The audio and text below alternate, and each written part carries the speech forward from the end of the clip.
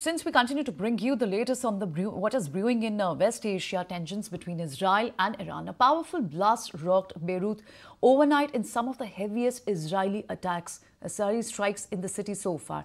37 people have lost their lives and over 150 have been wounded in the strikes overnight. This is as per the Lebanese Health Ministry data. Now, Israeli offensive have intensified in Gaza and occupied West Bank as well.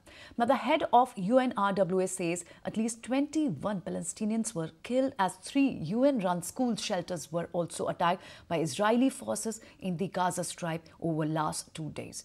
The reports also suggest that currently Iran has conveyed a message to Washington via Qatar saying that it does not seek regional war, but the phase of unilateral self-restraint has ended.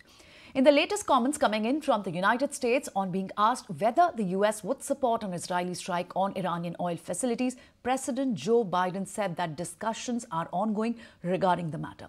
As a reaction, like we said earlier, US crude oil jumped 5%, posting a third consecutive session of gains. And in fact, let's get to your reaction also. We caught up with Daniel Carman, who's a former Israeli ambassador to India and even the spokesman for Israeli embassy in New Delhi to understand their views on the rising geopolitical tension in the Middle East. There will be a retaliation. Iran must and will pay a heavy price for this attack, this brutal attack on Israel, which luckily, and not only luckily, because of the Israeli technology and some help from partners, regional partners, US, Britain, France, and others, luckily the damage is minimal. But it doesn't matter. Iran was warned ahead of time by the international community, and Iran will receive and will have to pay, as I said before, for what it has done. I think it is the lull before the storm because Iran did make a grave decision and they are going to pay back for their actions. You know, firing 180 missiles on any country, ballistic missiles, with each missile containing about 1 ton of fire within it, of the capability of blowing down a complete building and throwing 180 of those. No country in the history of the world has ever experienced something like this. So of course they're going to get a response. When exactly it's going to happen, I don't know the exact timing, but I can tell you it is something that is going to come. And yes, now it's the lull before the storm.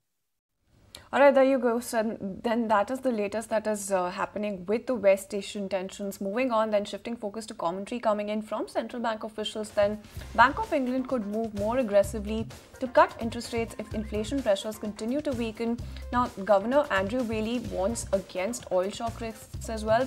Says flaring tensions in West Asia could push prices higher with respect to rate cuts. Then Bailey also said that the central bank could become a bit more activist and a bit more aggressive in its approaching at policy easing as well. So that's the latest coming in when it comes to Andrew Bailey's commentary.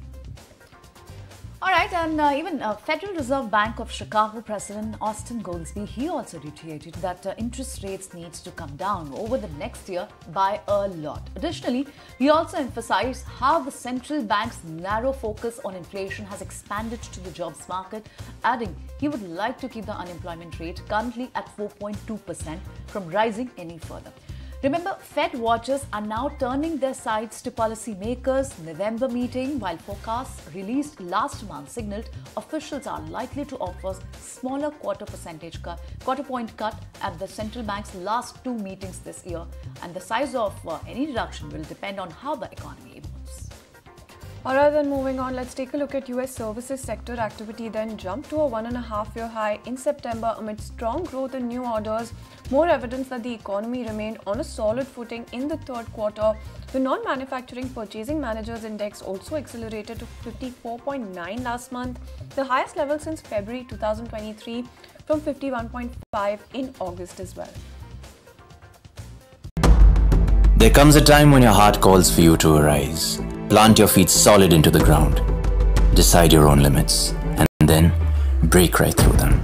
become something more. It's my time to rise.